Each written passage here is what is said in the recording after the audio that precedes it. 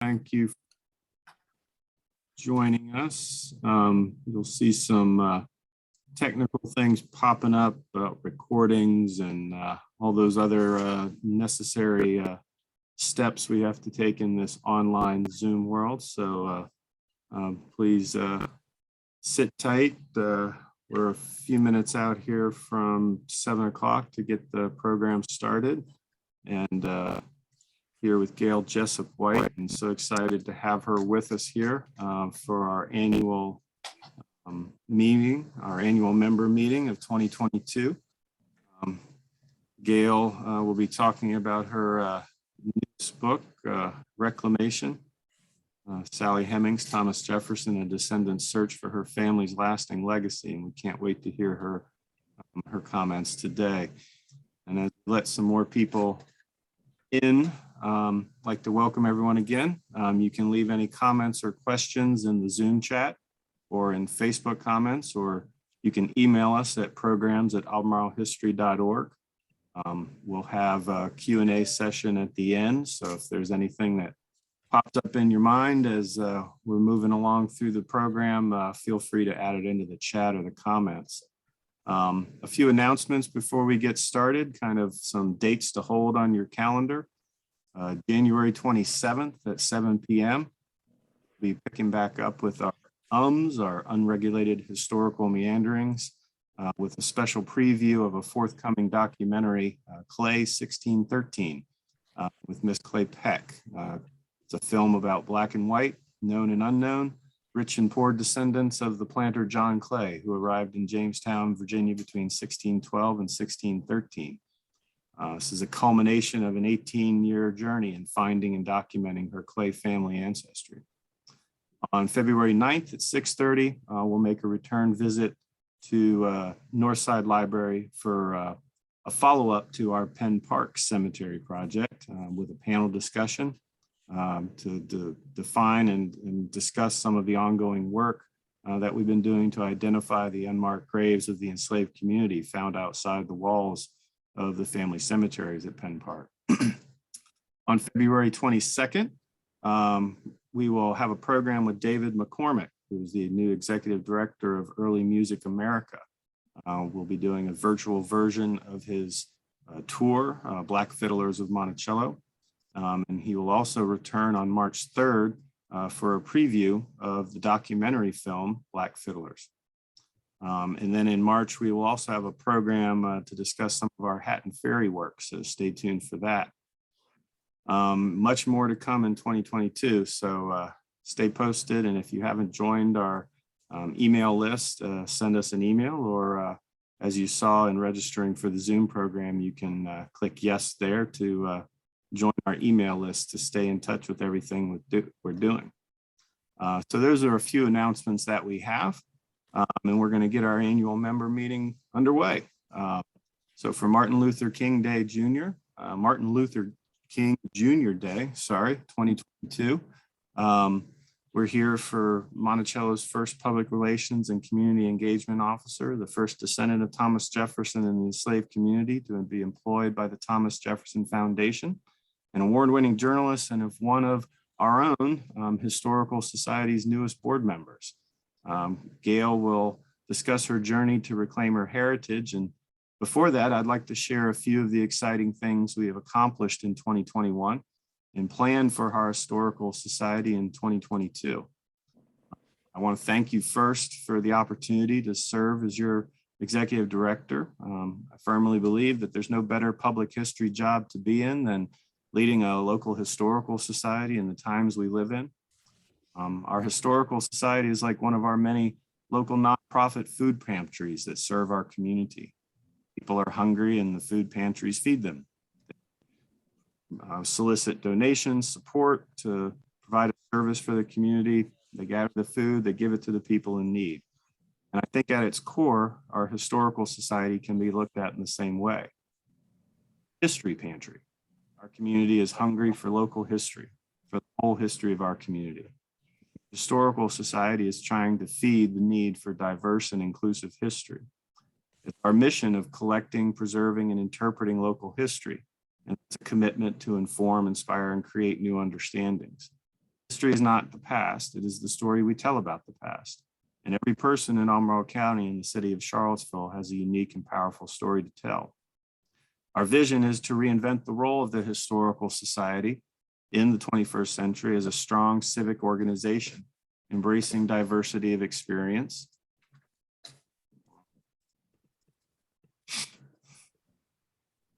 promoting understanding of our past and to enlighten the present, and fostering inclusive history. We believe that true and inclusive local history has the power to break down barriers and create more vibrant communities. But words are not alone. Words alone are not enough. In 2021, and we have put our vision and mission into practice, and we will continue to do so in 2022. We meet again virtually in this new online connected world, and see the benefit in this challenge. If this snowstorm that we just experienced had happened just a couple years ago, we would have been able to have this online program to pivot to it. But here we are, already prepared to connect with you. We have adapted to the COVID pandemic by expanding our online presence and programming, as well as through all those necessary social media presences that we need to connect with our community. We've had over 30 online programs in 2021 with our speaker series, our Ask a Genealogist series with Shelley Murphy, our unregulated historical meanderings, along with a number of co-sponsored and partner online programs. We've connected to over 4,000 viewers, and we will continue to provide this online programming in 2022 to connect with our local community to tell these important stories. Reflecting on the political and racial unrest in our country, we took on the challenge to explore and share previously obscured and ignored aspects of our local history. Perhaps nothing better symbolizes the ups and downs of 2021 than the fact that 4 monuments gifted to Charlottesville by benefactor Paul McIntyre, removed from public spaces, and at the same time, the Albemarle Charlottesville Historical Society partnered with the Jefferson Madison Regional Library to commemorate the 100-year anniversary of another McIntyre gift, the creation of the first local public library. So statues raised to glorify inequality and that stood for 100 years can be taken down, yet the facts of history remain.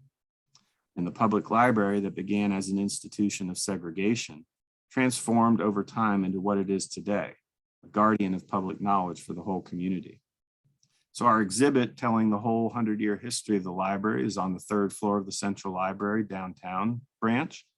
We also assisted with Lorenzo Dickerson's new documentary film, free and open to the public, about the history of the library, which premiered at the Paramount in October. And if you missed it, you can find it online. We are constantly adding to our historic walking tours, expanding our offerings. In 2022, we will expand our tours to provide at least one tour, one scheduled tour every month, working closely with community businesses and organizations to tell their stories. We will work with the City and Tourism Board to expand access to history tours to tell the whole history of our community. And our volunteer program is booming. If you'd like to volunteer, please contact Sterling Howell at programs@albemarlehistory.org. They're bringing life back into the Historical Society building and the tours and the research library and other person-to-person interactions that is the lifeblood of what we need to be. In 2021, our Historical Society staff and board members acknowledged that we were in a difficult financial situation, but we chose to set big and bold goals. And one of those big goals was our Race and Sports Oral History Project that explores the integration of our local public schools between Brown versus Board of Education in 1954 and up through 1974. We're gathering the stories of those who lived through this tumultuous time to tell the story.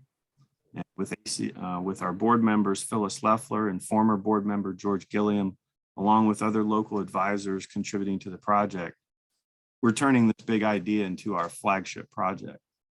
Grants from the Virginia Humanities, the Charlottesville Area Community Foundation, the Perry Foundation, and private donors, we've raised over half of our project goal. With what we have received and plan to raise, we're gaining momentum to get us to our $130,000 goal. But the goal is more than just the finances. The goal is the outreach, to have your historical society be the historical society for the whole community and put our vision and mission into practice.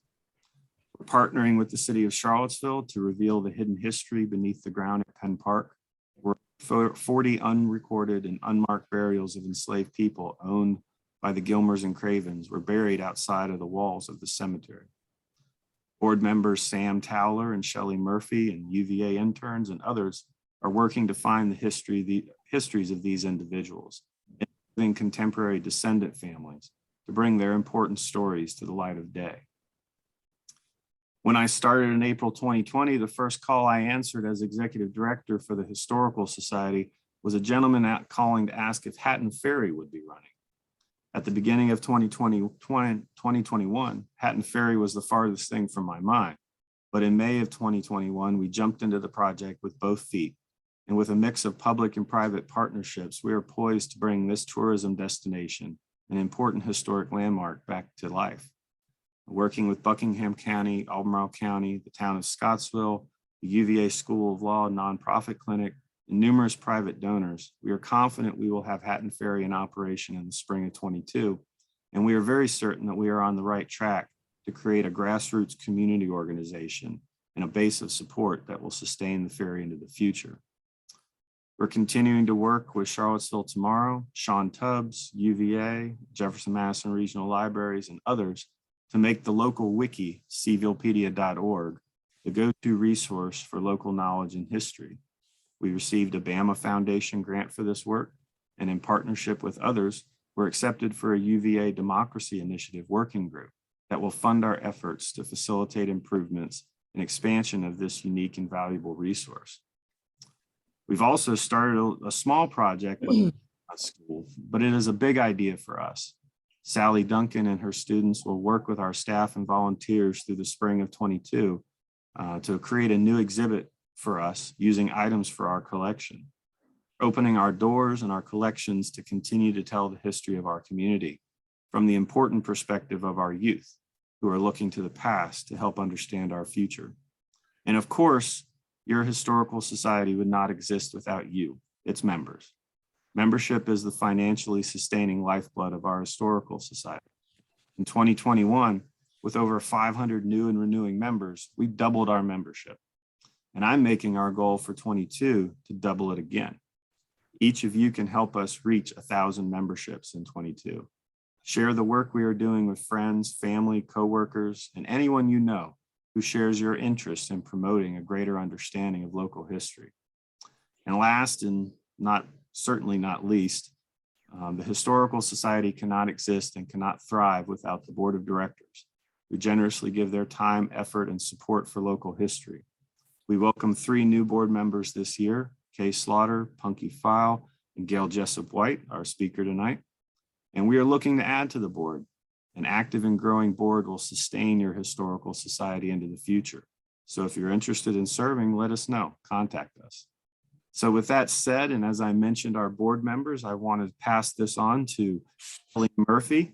Shelley's going to say a few words about what we've been doing this year and also introduce our speaker for tonight, Ms. White. So Shelley, take it away. Thank you, Tom. Welcome, everyone. So glad to see everyone tonight. Welcome to our members, our friends, new and old, and the potential new members that will join us to continue on this journey.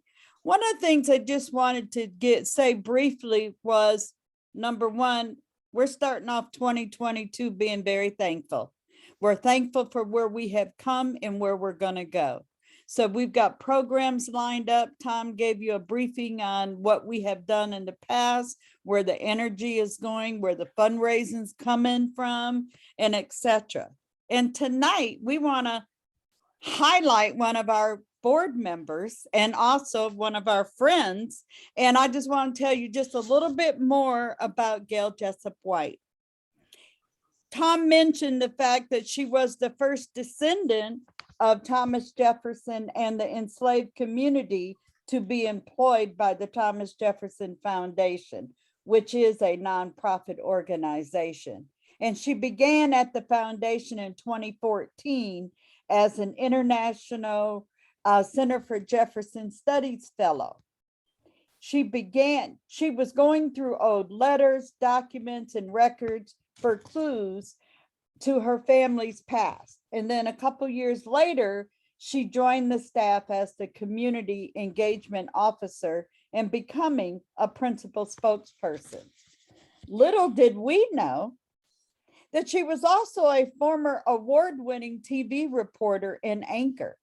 Gayle began her career in journalism with the New York Times, where she interned at the Washington Bureau. She left the Times for Northwestern University's MacDill School of Journalism and received a Master's of Science in Journalism. Gayle spent several years as a TV news reporter and anchor before becoming a public television producer and show host at her undergraduate alma mater, Howard University. Currently, she's serving as the Virginia Citizens Advisory Council on Furnishing and Interpreting at the Executive Mansion, where she's the founding chair of the Descendant Committee. She's also a member of the Council of Historic Richmond and serves on the Popular Forest African American Advisory Group. Her first book is Reclamation, Sally Hemings, Thomas Jefferson, and a Descendant Search for Her Family's Lasting Legacy. It was released in November of 2021. And Gayle, I want to welcome you, but I'm going to welcome you with a question. Okay. How's that? I'm ready. And thank you All for right. the introduction. So thank you. So my question is, what are your hopes and dream of after publishing this book? What was your hope to not necessarily accomplish, but what was the underlying message that you wanted the readers to know about reclamation? Oh, gosh. Is that a good one? That's a good one. Thank you for that question. And I'm glad I didn't prep for it. This was my hope. And I'm going to start off with some news that I got right before this program started. One of the cousins I met as a result of the research I've been doing for a number of years called, he left a message on my phone saying that his 95-year-old mother died on Saturday. She's a descendant of the Hubbard family. She didn't know that. They didn't know of their connection. And the reason I bring this up is because it addresses your questions, Shelley.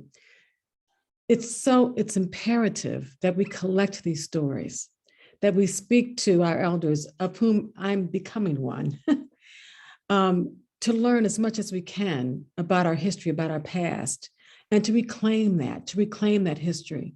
One of the things we like to say around Monticello among the descendants, and there are a few of us working there now, is that in Jefferson's time, Monticello was a Black place. There were always more Black people there, more Black families there than there were among Jefferson family members. There might have been 10, 12, depending on who was there. Jefferson had a lot of grandchildren, so a dozen, but there were 5 times as many Black people there at any time. And that space was home to them. Yes, they were held captive. And yes, in today's jargon, we call them prisoners. They didn't see themselves that way. Of course, they knew they were enslaved, but they knew they were humans. Their enslavers might not have seen them as humans, but that's how they saw themselves. And that's a lot of the messaging that comes across, that I hope will come across in this book. Now, Yeah. I have a follow-up to that. I can tell. Go ahead. And you hit on a very important point in your response, and that was about telling these stories. And a lot of the people that are probably here are family historians, genealogists, whatever hat they choose. We heard about the Clay 1613 coming up, sponsored by the Historical Society. And I know Leontine Clay Peck is here. Again, a story. What is this surgent or this need that we've got to tell those stories? Because we read a lot about people being enslaved, being slaves.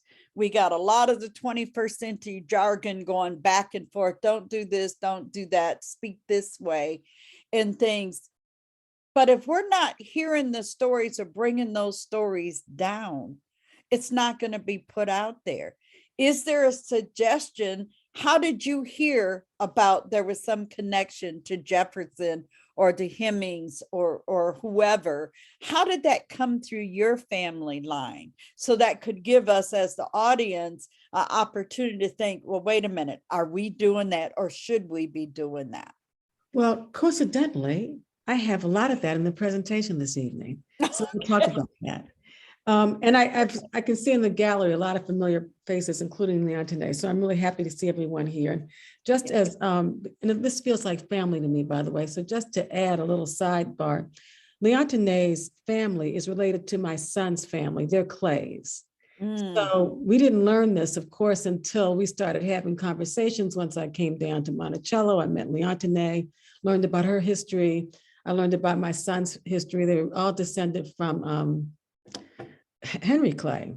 Is it Henry Clay? Is that right, Leontine? Is that the famous Statesman? Statesman, yeah. The gosh. Yes. Thank you. Yes. Thank you. Thank you. Thank you.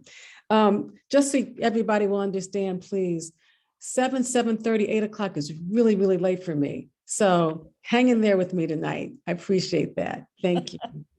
So I'm going to let you go ahead and finish there, and Yes. then you can start your presentation. And I'll ask that folks, if they have any questions, just put them in the chat, and between Sterling and Tom and I will catch them. Excellent. So I'm going to go to share screen now, and fingers crossed we have some success here. Let's go. There we are. There's the book, Reclamation, Sally Hemings, Thomas Jefferson, and a descendant's search for a family's lasting legacy. Now, this story is part memoir, part detective story, and part history lesson. It's filled with recollections of a happy youth, growing up in a loving, solidly middle-class family in Washington, D.C. I felt unburdened as a child with worldly concerns. For example, some of the topics we're talking about today: racism, classism, conflict. I wasn't worried about any of that when I was 13 years old. The operative word, of course, would be that it appeared that way. We appeared to be untroubled, but in fact, there was a lot of tension going on in that household where I grew up, and I write about that in the book. It was really important, as I told this story, to be honest, to be authentic, so people could understand what my motivation was, why I thought it was important to tell this story.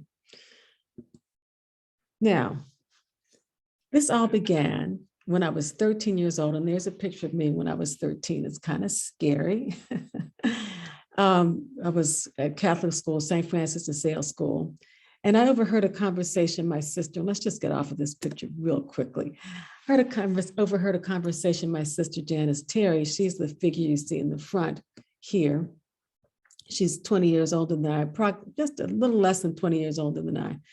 And here I am at 13, that's my mom in the middle and my sister's kids. I overheard a conversation that my sister, Janice Terry is her name, she, very beautiful, very glamorous, was having with my dad.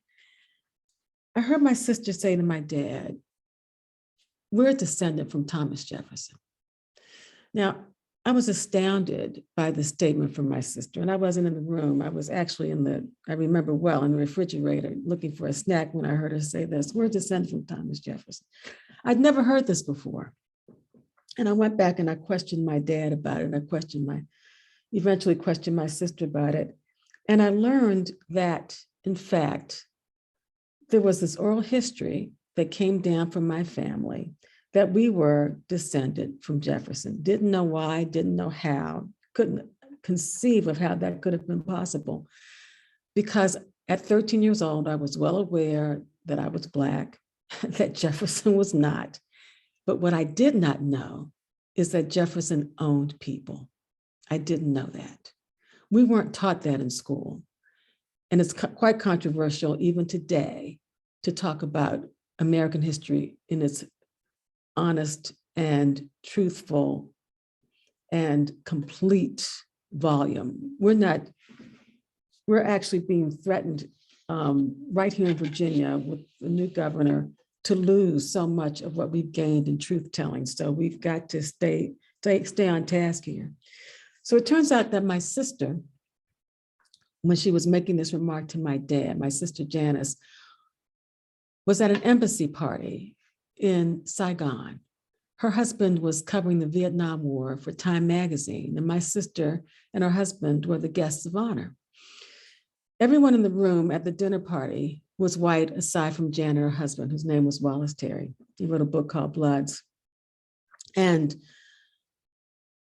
she said, I heard her explain, she explained to me later, that the people there were speaking of their lineage with a great deal of pride, as if they were descended from royalty. So my sister says she was very offended by this. After all, we had fought a war and to alleviate the burdens of the monarchy. And so my sister, being a small R Republican, small R Democrat, decides she's going to challenge everybody at that table. Now, this is back in the early 70s.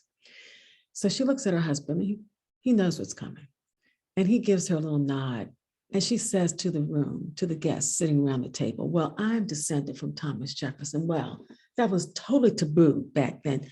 People didn't, this is obviously before the 1998 Foster study. This is before the books came out about Thomas Jefferson and Sally Hemings. This is even before it was legal for intermarriage in places like Virginia. And my sister is there announcing to this room of affluent people, well, she's descended from Thomas Jefferson. She was just going to outdo everybody. And this is a story I heard my sister tell when I was 13 years old. I was impressed. So I go to my dad and I ask, how could this be possible, Dad? How could we be related to Jefferson? And my dad, who was tall, 6'2", red-haired, freckled-faced, long nose, aside from a sloping bridge that I would eventually learn was the Jeffersonian nose, didn't want to talk about it. He says to me, that's what they say. And that's kind of where we were for a long time. Until finally, I was a very persistent young woman. Until finally I get my dad to tell me that his mother was from Charlottesville. This is a picture of his mother, my grandmother. And I was thrilled to learn this. And I said to Dad, I was very interested in history. I said to Dad, well, Daddy, Jefferson was from Charlottesville. And Dad says, I know, kind of just teasing me a little bit. But he wouldn't say much more. I keep pushing and pushing. And he finally says, Gayle, I don't like to talk about this because I don't know much about my family. I don't know how we're related to Thomas Jefferson. I'm not even sure of my mother's name, he told me. Her name was Eva, he said. It could have been Eva Robinson. It could have been Eva Taylor. I was shocked because my dad to me was omnipotent. There was nothing he couldn't do. There was nothing he didn't know. In my devout Catholic household, my dad was as close as any mortal could be to God. I believed everything he said. So for my dad not to know his own mother's name was more than disconcerting for me. It was astounding and shocking. The earth kind of slipped a little bit beneath my feet. So I kept pushing, Dad, tell me more, tell me more. And he told me eventually as much as he knew. This is my grandfather. His name was author Eugene Jessup. He's here in his sailor uniform. His picture and the one you just saw of my grandmother, Eva, were taken around 1900. Now, I know I'm not young, but you might ask, how is it that I could have had grandparents this old, born in the 19th century? My grandfather fought in the Spanish-American War. Well, I came late. I was one of 5 and the last of 5. So it was a surprise, a wondrous surprise, a happy surprise, but nonetheless a surprise in my large Catholic family. Eva moved to Washington, D.C., apparently around 1900, married this man, Artie Jessup, who was from Washington. And these are some of the stories my dad was able to share with me about his family. He said he had 5 sisters and a brother. These are 2 of his sisters. This one is Louise. This one is Thelma. That's right, Louise and Thelma.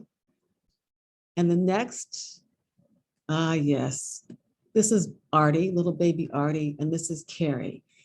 They were just beautiful children, clearly well cared for, well loved. And I'll go on to the next slide. And you can see this is in Washington, D.C. at a church for the, not Holy Communion, but confirmation. And 3 of the Jessup girls are in this picture. There's one on each end. There's Carrie in the middle, and this is Louise, and this is Thelma. This is the last picture taken of the Jessup girls. There were 5 Jessup girls. We don't have a picture of the youngest one. This is the last picture taken because all 5 girls died before the age of 19, all 5. 2 of them were babies, very young. And their mother died as well. They all died around 1920. My grandmother died in 1920. And this is why so much was lost in the history of my dad's family. That's why he didn't know beyond this oral history that he was descended from Jefferson. Where did you get that story? Oh, here's another picture. This is my Uncle Eugene, and this is Daddy. These were the only 2 to survive of the 7 Jessup children, the 2 boys. So where did this story originate? And we know now that Dad didn't like to talk about it because his mother died, because it was very, very painful for him. But the story originated somewhere. Eventually, after pressing my sister and pressing my dad, I found that it was my grandmother's half sister. I don't have a picture of her. Her name was Virginia Robinson, not Taylor. As my dad said, there were 2 names, Robinson and Taylor. Hers was Robinson. Everyone called her Aunt Peachy.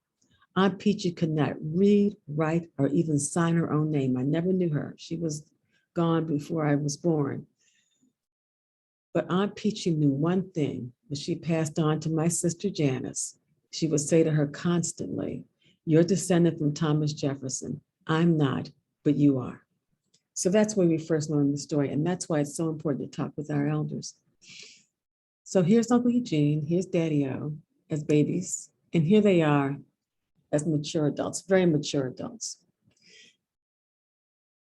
I took this picture the last day, the last time I saw Uncle Eugene. This is my dad in the blue. Uncle Eugene's wearing the red. My dad was tall, Uncle Eugene was short.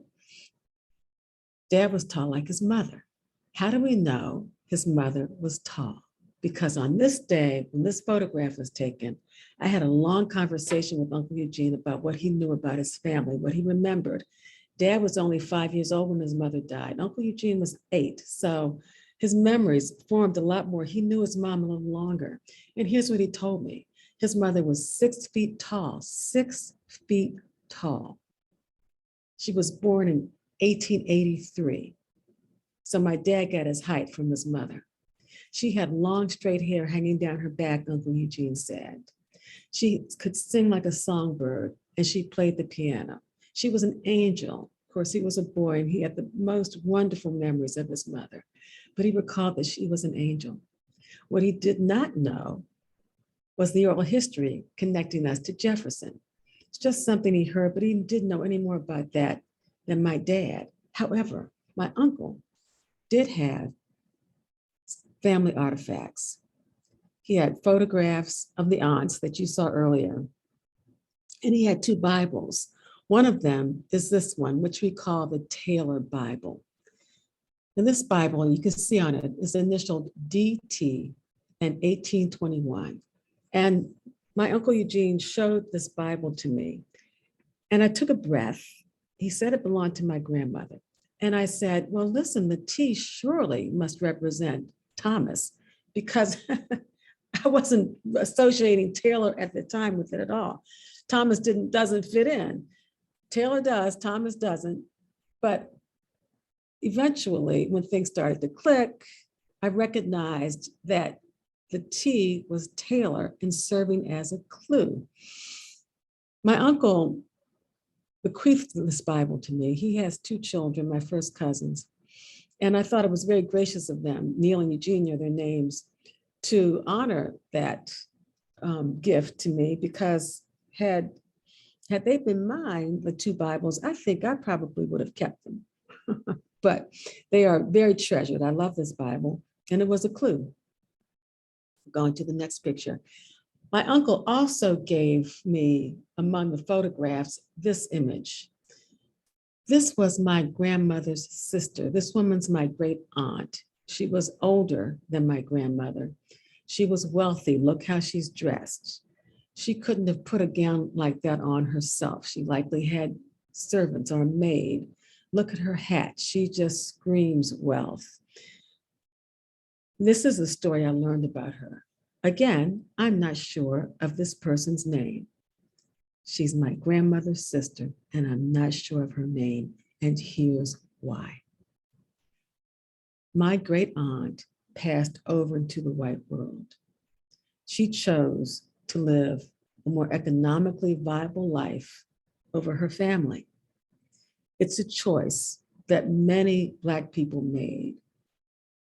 Unknown numbers of Black people made, because life was so hard for Black people, descendants of the enslaved. However, she did come back to visit her sister and her sister's children. This is the story my uncle said. When the family started dying, when the girls died, and if you'd like to know how they died, it's on the book.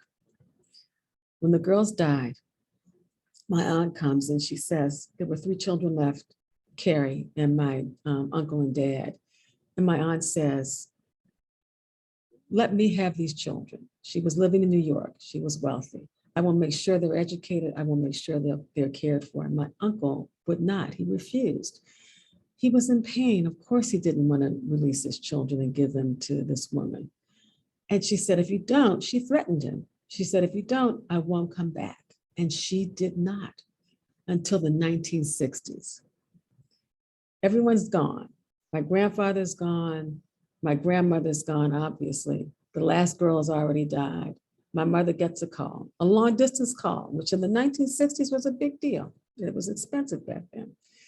She gets a call and the person says, is this the Jessup household? Is this the home of Cedric Jessup? And mom says, yes. And she says, well, we have a relative here who says that, a woman here who says that Cedric Jessup is her nephew. And she's quite ill and senile, and people are taking advantage of her and taking her things and taking her money. And mom is listening on the phone and she says, she's never heard this, that there's a possible family member in New York. And mom says, well, is this person Negro, the vernacular of the time, or is this person white? And the person says, well, this woman's white. And mommy hangs up the phone, click, gone. The legacy, the history, our wealth, our inheritance, gone. And it was tragic. We think her name might have been Lucy, but the story is so tragic because that's what happened to so many Black people, having to make that horrific choice, economic welfare or family. This woman died alone. So these are the stories I carried with me when I first started visiting Monticello some 20 years ago. I had a very active life, even though I grew up in Washington, D.C. As Shelley mentioned, I was a reporter, I was married, I raised a family. I had elderly parents I cared for. I was very busy and just didn't make it to Monticello, even though it was just 2 hours away. But I finally got down here and I started visiting on a very regular basis. One reason it was made much easier for me because I moved from Washington, D.C. to Richmond, Virginia with my second husband. It's an hour, 10 minutes away. And I was a frequent visitor in Monticello. And every time I went, the guides, I would take the tour and the guides would say, some would sort of hint at a relationship or relations between Thomas Jefferson and Sally Hemings. Some would be more direct, but usually they just kind of glossed over it. But every time it came up, I would raise my hand. I would say I'm descended from Thomas Jefferson and Sally Hemings because that's what I thought the truth was. I hadn't done the research. I didn't know. There was no one to ask aside from Janice, Uncle Eugene, and Dad, and they didn't know very much. So I just started hanging around Monticello, and for decades, I would just assumed I was descended from Sally Hemings, and I would raise my hand and say, I'm descended. Until finally, in 2014, on a beautiful May day, my son and I went down. We went through the same routine. It was his first visit. My son's pretty tall, he's 6 feet. And when Sally Hemings and Thomas Jefferson came up, I raised my hand and I said, we're descended from Thomas Jefferson and Sally Hemings. And I looked at my tall son and looked back at the guide. And generally, when I went through this routine, the guys just dismissed me. Nobody cared. Nobody in the crowd cared. Just, sure, lady, let's move on to the next room. But not this time. Not in 2014. Not when I was there with my son. The guide said, you're dignitaries, your family. Stay in after the tour and we'll take you upstairs to the dome room. It took my breath away. I was thrilled. At last, someone was listening to me. And when we went to the dome room, I told them the story I've been carrying around for years and years, that we'd had this oral history, that we were descended from Jefferson, that it came down from a great aunt, my grandmother's half sister, could neither read, write, or spell her own name. That I believed it because my grandmother was from Charlottesville. My dad was 6'2", had red hair and freckles, and this straight nose aside from the slope, the Jeffersonian nose I learned on that day. And I was totally embraced. And it was on that day that I was introduced to a woman named Cinder Stanton, or to her existence. Cinder Stanton, of course, we all know, wrote about the enslaved at Monticello, those who labor for my happiness. It took a while, but Cinder and I finally connected. She helped me find out much more about my family, more than I'd ever known before, including finding my grandmother living in a household of a descendant of Jefferson. Ultimately, I ended up at Monticello as an ACHS fellow, and that's what this picture is. That's me standing on the East Portico there at Monticello. And it was at that point that I began to finally discover who my family is, how I'm related to Jefferson, and the enslaved family I was related to. I did not know. I was only speculating, and my speculations were right and wrong. I am a Hemings family member, but I'm not directly descended from Sally Hemings. And here's a picture of Cinder and her book, Those Who Labor for My Happiness.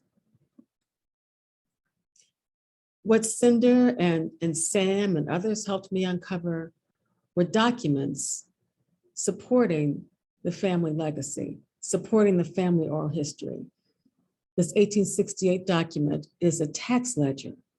Remember, of course, this is after the war, but people were still counted at that point. It's complicated, and Sam Taylor could explain it better than I, but people were still counted at that point on tax ledgers. And then, of course, we have here the 1870 census, and on this 1870 census is the name of my great-great-grandmother, Sally Robinson. So this is all documentation that helps me understand who my family is. I did not know who Sally Robinson was or who her father was until Cinder and I found this document, a death certificate of Peter Hemings Robinson. It's spelled Hemings, Hemans, on the document. That is, in fact, a corruption of the name Hemings. If you say Hemings and you're in the South, it's going to come out Hemings. And that was his mother's maiden name, Sally Hemings. What a huge discovery that was for me. Sally Hemings. It turns out, as we did further research, that Sally Hemings Robinson is the niece of the Sally Hemings who was Jefferson's enslaved concubine. Her father was a man named Peter Hemings, Sally Hemings' brother rather. So Sally Hemings, we discovered, was my 4 times great aunt. Peter Hemings, her brother, was my 3 times great grandfather. That for me was a eureka moment. And here's the family tree. One of the family trees we have down here at the bottom, Thomas Jefferson and Martha Wales, because I am not descended from Thomas Jefferson and Sally Hemings, as I always thought. I'm descended from one of Jefferson's great-great-grandsons. So I'm related to Thomas Jefferson and Martha Wales. They had a daughter, Martha Jefferson, who had several children, among them their eldest son, Thomas Mann Randolph. Thomas Mann Randolph marries Jane Hollins Nicholas. They have a daughter named Martha. She marries her cousin, John Charles Randolph Taylor. Of course, Thomas Mann Randolph and Martha were cousins as well. They have a child named Moncure Robinson Taylor. He has relations with a woman named Rachel Robinson, the daughter of Edmund Robinson and Sally Hemings Robinson. She's my great-grandmother. He's my great-grandfather. They have Eva Robinson, et cetera, et cetera, et cetera.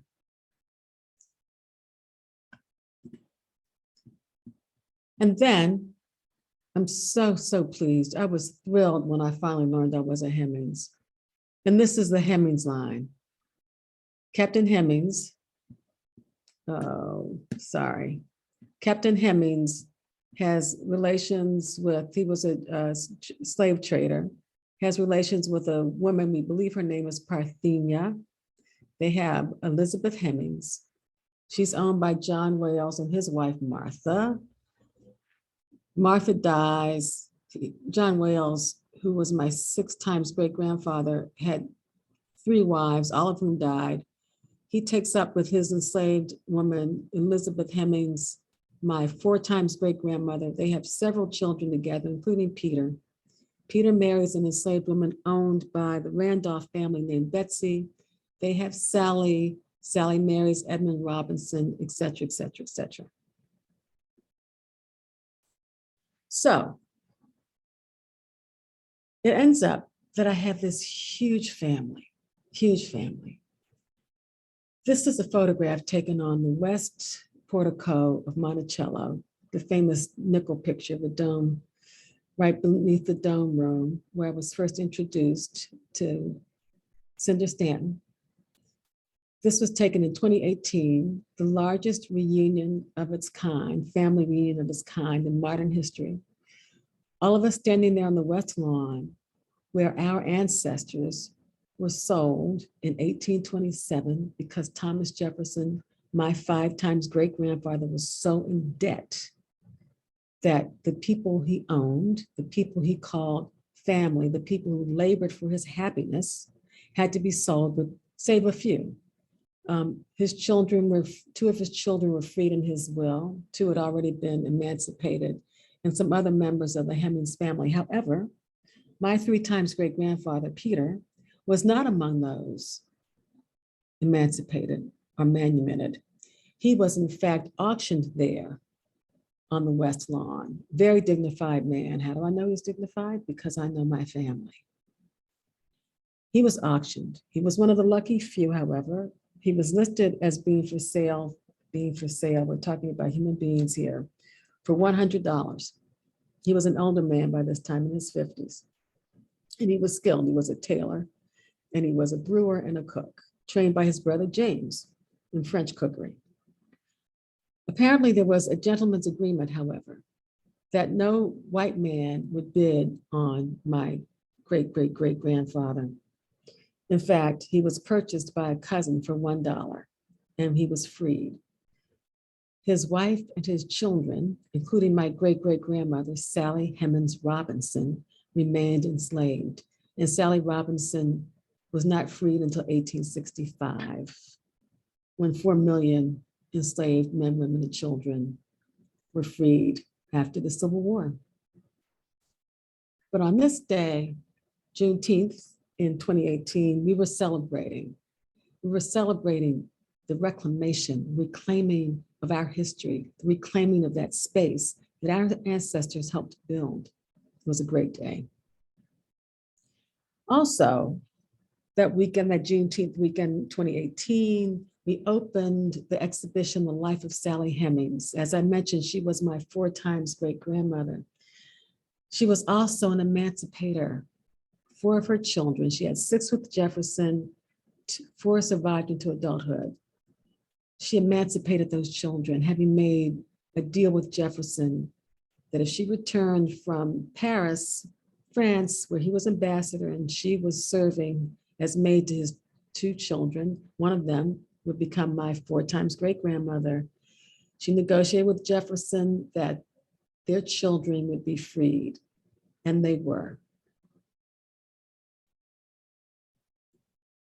And this, of course, is my family, my family. My sister Pat in the black, dad looking kind of cool there, and his cat, mommy in the middle. And that's me standing next to my brother Bruce and the forever glamorous Janice Terry. My mom and dad, of course, are gone now, but I hold them close to my heart.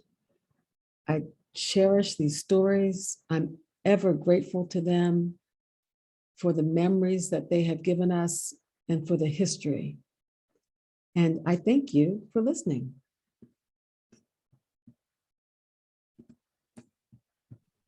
Gail, that was beautiful. Thank you. Absolutely beautiful. So I got another question that I'm gonna let Tom or Sterling turn over. I think you gave definitely reasons why folks, not just African Americans, but all folks need to tune in to what's coming down the line. But the biggest thing is to share it. If we don't have questions about things that we heard, we'll never find out. And so I thank you for that, because that says it all for me, for what I do with my family and my own personal research. It's those questions. And I think there's a whole generation that doesn't know what came before them. And we're seeing that and feeling that and experiencing things that we probably shouldn't, because there's a lot of times we got more things in common with people than we have differences. And I think you noted some of that throughout your talk. But again, at 13, 14 years old, you heard something. Right. And that's all it took, was hearing something. So you're getting some beautiful accolades in the chat room, and I'm going to turn it over to Sterling or Tom if they saw questions there. But amazing, thank you. And more inspirational. It just brings me to just keep doing what I'm doing. And I'll let folks ask their questions. I'm happy to answer any questions. And thank you for the lovely comments in the chat. Mm-hmm. This is not a question as such, but I just want to say something. My father's first cousin, well, there were only 2 brothers, and that would be my grandfather and his brother Alan. Well, on yesterday, my brother, because we meet, there are 5 of us left out of 7. So we meet on Zoom every Sunday at 5 o'clock. And so he had 2 albums, picture albums, that came from the last first cousin on my father's brother's side, uncle's side. And she lived to be 102. I used to visit her as a child, but I never asked her any questions about family. And here's this album, and I only recognized about 5 people in that album, which happened to have been, we called her Cousin Mercibel, and maybe 3 or 4 of her brothers. The thing about it is, there are pictures in there from the 1800s. And you can tell by the clothes they're wearing. And most of them the brothers migrated to Philadelphia and Connecticut. So when they all died, none of their children came back home. And that's in North Carolina. So we never saw them again never saw them again, because they used to come when we were children. But it's a disgrace, because my sister kept saying, oh, somebody needs to get these pictures, because that's their close family member. I knew that. But I said, who are you going to call? We can't get in touch with anybody. And because these people, the young ones, had never come home before to their grandfathers or great grandfathers to see them, because they didn't live there. This is history lost. And my son, my grandson was 2 years old when Cousin Mercy Bell died, and she was 102. And I think how crazy it was that I never went home to sit down and talk with her about my father's grandfather and his brother. And so it's important, as Shelley said, and you did too. It's important to sit and question, just tell me something about family members. And I just feel so bad because it's so much history lost and there's no way to find that. So it's important. Thank you. Thank you for sharing that. You're right. So much was lost, as I mentioned, when the aunt I called Lucy, when we didn't connect with her. And this is the other thing that's important. Little notes, little pieces of paper, little letters tell so much. One of the reasons I was able to recall so much as I wrote this book is because I had letters, because I kept diaries. So I didn't have to recall what I was thinking. I just had to go through the pain of looking through what a 12-year-old writes about. But we, as Black people in particular, need to understand that our archive's important. Save those documents, save those papers, organize them, have them to pass down to our descendants. We never know what stories can be told as a result in the future, or what value they may have to a library or to a school. So that's one of the lessons that I learned through this process. Save everything. I don't hoard, I like to purge, but the hardest thing for me to relinquish are pieces of paper. I have boxes full of paper, but it's invaluable.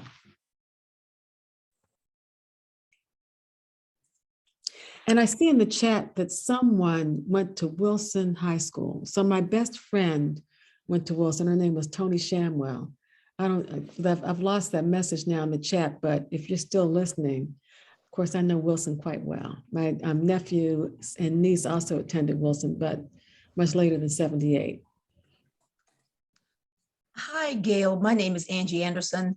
I asked the question because my uncle, Zachariah Bowles, married Critta Hemings back in the early 1800s or whenever it was. I can't remember when it was, but I wanted to know if you had found any additional information about the other Hemings siblings of Sally's and Critta when you were doing your research. There's lots there about the other siblings. When I say there at Monticello. So Monticello has the Getting Word Oral History Project, where Cinder Stanton and her colleague, the late Diane Swan Wright, collected hundreds of interviews with descendants of the enslaved. So there are descendants who can tell stories about other Hemings descendants, Sally Hemings's siblings. And then of course, we have Jefferson's records. Jefferson was really anal. He wrote down everything. And because people have been fascinated with him for the past couple of 100 years, there's so much documentation that one can pour through and look for names. The thing about finding information about enslaved people, particularly those who are close to the family. In Jefferson's case, and in others, you can look in the farm book, but in Jefferson's case, the families were so close together. 4 generations of Hemingses and people related to Jefferson had relations with each other that produced children. So that tells you how close the families were. And in the research that I did, I would see my relatives mentioned in names. It would be Sally mentioned in a letter somewhere, or Henry mentioned in a letter someplace else. So it's unusual to have that, but there is that access there in at the Jefferson Library at Monticello and also UVA, and at many other resources, UNC, and also in Massachusetts, the Massachusetts Historical Society. There's a lot of information there as well. Okay, thanks. I don't live in Virginia anymore. I left there after I graduated from high school and joined the military, and now I live in Oklahoma, but I still researched my family history. And one of the things I needed to know is there any virtual documents or any access to the Jefferson Library that I can get from here? Oh, sure. Yes. So I would highly recommend that you get in touch with my cousin, who is now manager of the Getting Word Oral History Project. His name is Andrew Davenport. He can be reached at adavenport@monticello.org, and he would be able to direct you and help you. Part of what we do at Monticello is to help. That's what they did for me, help descendants find connections to their ancestors. And he would be very helpful. And he could also guide you through the library. He's a historian. I'm a talker. So Okay. you'll do well. You'll do well engaging with him. Okay, so that's spelled Davenport. That's it. Exactly. Davenport, exactly as it sounds. Andrew Davenport. Okay, wonderful. Thank you so much. And if you have any trouble getting him, just my email is gjwhite@monticello.org. Tom put his email in the chat. Okay, thank you, Shirley. Thanks. Yeah, I spelled it out there for you. Thank you. There was another question in Facebook from a Henry Goins. Did your father get to hear this part of his story, his history? So he did not. And the reason I hesitated is because it's kind of heartbreaking for me. One of the things that motivated me, and I write about this in the book in a lot of detail, is that there were some holes there for my dad. And I wanted to fill them. And I thought this would help fill those holes. And I explain why. We're all complicated human beings, and the story is a complex one and an emotional one. So no, he did not live long enough to learn this. My dad died 20 years ago. However, my sister, Janice Terry, who's 83, living in Berlin now, has lived long enough for me to uncover this story and for her to feel, my sister doesn't need validation, but for her to feel that Aunt Peachy was validated. Aunt Peachy, the family griot who couldn't read, write, or spell her own name, but yet she knew that her sister's children were descended from Thomas Jefferson. Aunt Peachy was not. She was my grandmother's half sister, but she was. And the Taylor name was important. As I mentioned, the Taylor Bible, and my grandmother's last name, Taylor, and Jefferson's great-great-grandson, Moncure Robinson Taylor. So all of those things tied in together to help me understand the story and to help give validation to poor Aunt Peachy, who obviously didn't live long enough to confirm it, but she didn't seem to have any doubt about it, my sister said. Well, she was speaking truth to power in Saigon, I guess. Well, Janice was, yes, you could say that. She was determined to shake that table up that night at the dinner party, and she did. There's a question from an Alex Joyner. Do guides at Monticello tours still ask if there are descendants on the tour? Was it a question that they asked, or was that? No, it was not a question. No, what on the tours, and the tours now are a lot more comprehensive than they were when I first started visiting Monticello 20 years ago. But on the tours, the guides have certain guidelines that they stick to. And at the time, one of them was to mention Sally Hemings and Thomas Jefferson, and how some historians believe that Jefferson and Hemings had children together. It was qualified. It's no longer qualified. So when I first started going, the guides would say, some historians believe Thomas Jefferson and Sally Hemings had children together. And I would raise my hand and I would say, I'm descended from Sally Hemings and Thomas Jefferson, because that was a supposition on my part. And the guides would just kind of dismiss me and move on until 2014, when that guide, whose name was lost to history, I've been trying to find out who she was ever since, said to me when I raised my hand and said, my son and I are descendants. She's the one who said, oh, come, please. And your dignitaries, your family. But no, the guides do not ask if they're descendants of Thomas Jefferson or Monticello in the crowd. There's a statement from a Gary Franklin, great presentation. I learned of the Hemings story from a close family friend and auntie when I was a child in the 1960s. Folks didn't believe me when I later related the story to my contemporaries. So you definitely hit a chord with some folks here. Good, I'm glad. Thank you. Shelley is full of questions, and this maybe comes to. Well, get Dr. Rainville's question. Well, I'll get it, but I like this question. What was the Okay. you told your son about this family history? What is the When? question again? What was the age of your son when you told him about this family history? Oh, gosh, probably from the time he was born. um, my son is now 29 years old. He's an engineer. He's an MIT grad. He's always been interested in learning, just learning everything. And my dad told me to start talking to that child before he was born. So it's likely that I started telling him the story before he was born because it was an important part of our family history. So the question, if I may reshape it, might be if my son is interested in this story. In fact, he is so interested that he's now part of the Young Persons Board, or the Young People's Board at Monticello. So, yeah, he's really part of that legacy now. That's great. Lynn Rainville asks, have you learned any insights into your family history from family graveyards or gravestones? Of course, Lynn asked that. I have. So I write about this in the book as well. In my family, we don't visit grave sites. I remember going once to my grandmother's gravesite, my maternal grandmother's gravesite.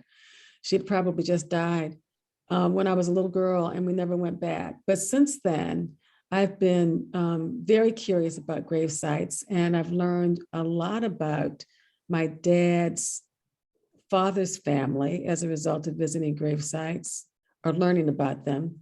And I have finally visited my grandfather's gravesite, who's buried at Arlington Cemetery back in 2018. It doesn't matter.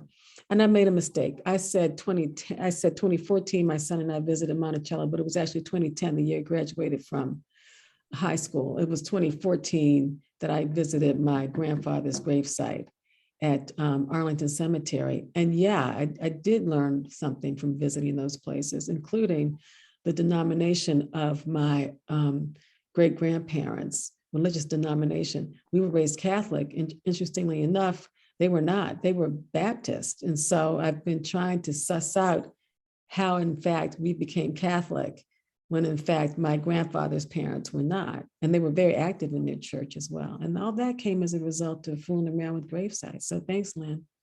Next book. I'll put that in. I have some of that in this book, but most of this book was about the Hemingses. And as I said, a little history growing up in Washington and what that was like. There's another question, and you might want to just say read the book, but have you done any work with DNA? Absolutely read the book. And I will say yes, and that DNA story is a really complex one, complex one. So yes. Mm-hmm. Yeah, and then the DNA, where DNA has come from since the 90s up through the present in terms of, the technology that's available. It's pretty amazing. The Juneteenth photo, how many and how far distant did some come? Who did you meet and bond with? So there were hundreds of us there, some 250. One of the members of that party was my 99-year-old cousin who came from Oakland, California. She took the train. So yes, we had people coming from across the country. No one from across the pond, but from across the country. And there were at least 250 of us there. Donna Teachin on Facebook asked, has there been any efforts directed towards reparations for the descendants? The reason again I'm hesitating is because how are we going to define reparations? So Monticello has done an excellent job reaching out to descendants, helping us understand, that's not the right language. We feel at home there. Let me put it to you like that. We have come to recognize Monticello for what it is, our ancestral home. We claim that place and reclaim that place. people might see these events as a form of reparations. So definition is necessary. Are there any monetary reparations involved here? No. Mhm. There's another Ariana Williams. I have a student from a Charlottesville family whose last name is Randolph. I'm encouraging her to learn more about her last name. Do you have any suggestions as to where she should look beyond talking to relatives? There's so much about the Randolphs. There's a Randolph Foundation, I think, or a Randolph Society. You can just start on the internet and Google First Families of Virginia to learn about the Randolphs. There are books about the Randolphs. Monticello Jefferson Library has books about the Randolphs. There's a lot there. Yeah, she also asked a question before that. Why is there information at the Massachusetts Historical Society? That's a great question. Yeah, that related through, I think, one of the granddaughters of Jefferson. Yes, that's right. Jefferson's favorite granddaughter. Jefferson had a lot of, Jefferson's daughter Martha had a lot of children. They didn't have any money. They didn't have dowries. And so many of them, several of them did not marry. However, one married well, and she moved to Massachusetts. And she was Jefferson's favorite granddaughter. She was very smart. And she inherited a lot of, or bought probably, I shouldn't speak to this because I'm not sure. She either inherited or bought some of his possessions. And as a result, including the farm book, they ended up in the hands of the Massachusetts Historical Society because that's where she was living, she and her husband. Yep. Yeah, I remember that from my shared experience at Montpelier for many years. And Right. I'll say one thing from reading your book. I loved it. Thank you. And it surprised me how it touched me emotionally in terms of our own shared experiences, like growing up Catholic in the DC area, you know, sharing the same sort of experiences in a nonprofit plantation museum of, you know, trying to understand why there's so much hierarchy that seems similar to the previous administration's running of a property and so on and so forth. But anyway, I didn't hold back. I let it all out. And there was so much about your book that I really enjoyed, and it's just putting it out there as a plug to say if our readers or if our attendees have not purchased it or read it yet, please go out there and find yourself a copy, because it's a really amazing book. And be remiss here if I didn't ask the next Shelley question, of course. Is there another book to follow up with Reclamation? Thanks for that question. And Tom, thank you for your comments. I really appreciate it. And thank you everyone this evening for your wonderful, wonderful comments about the book and for your questions. And Shelley, to answer your question, yes, there is. My mother's family was fascinating. So I spent a lot of time working at Monticello, digging into the past, looking into enslavement. And now with my mom's family, I get to move into the 20th century because they were quite prominent in Washington, D.C. in the 20th century. And their story, especially my grandfather's, he's going to be pivotal in this book. His story is pretty wild. So I have already started it and there's interest in it. And I cannot wait to really dig into this because again, so many people have died, but they were a little better about passing those stories down than my dad's family was. And there's so much there, it's rich. So thank you for asking that question. I cannot wait to get started with that story. And I can't wait to read it. Thank you. Great. Yes, as with many other comments, Kay Slaughter says it was so well written and like a mystery to discover the next bit of information. And I Yes. with that. Thank you. Thank you. There was another question here real quick about a book signing, and you've had numerous. Is there any more on the horizon locally? I hope to do a book signing as soon as we get out of COVID a bit at one of the bookstores in Charlottesville. I'm trying to think of the name of the bookstore on Main Ave. It's not One More Book. next story. I can't remember it right now because it's 8:14 and my brain is just kind of slowly shutting down. Yeah, the New Dominion Bookshop, I think. There's New Dominion and then there's another one. There's another bookstore. I know what you're talking about. Yeah. Okay. But Yeah. and I'll be happy to let folks know when that happens, but it probably won't be until February, March, when I think it's safe to go outside. We'd love to sponsor it or help out as much as we can to promote it. Thank you. And Was it second act? Yes, thanks, Shelley. It's second act. Yes, right. on Main Street. Yes, exactly. and Annie Evans over in Richmond says would love to have a student session with Festival of the Book virtually and Ooh, uses the audiobook with their students. So not only the written word, but the spoken word. That's wonderful, wonderful, wonderful. And I'm happy to participate. Well, I think if we continue keeping these folks on, we'll just continue to get questions. So I think we'll wrap it up here and greatly appreciate your time this evening and understand, that 8:15 may be late for you, but I think Shelley, this is just when she gets started. started. That's why I can't do those Friday sessions with Shelley. They go on all night. And She takes her Freedmen's Bureau folks into the wee hours of the morning. Yeah, I think. they're great. And sometimes she abandons us there too, and we have a good. Yeah, I leave about 1:30 or 2:30. I know there's a few of them out here that have joined us, so I greatly appreciate everyone coming out tonight. Hopefully you have a warm space, and hopefully if you're in the Charlottesville or Central Virginia area that you're digging out and you have your power and everything. So thanks again for coming out tonight. We invite any suggestions you have for future guests or future topics. You can email those to programs@albemarlehistory.com or .org, sorry. Our speaker series is brought to you by the Albemarle Charlottesville Historical Society and wonderful supporters and members like you. Everything we do as your historical society is because of your support. Thanks again to Gayle Jessup White for joining us today. And thanks to everyone out there and supporting us, joining us and supporting us with what we do.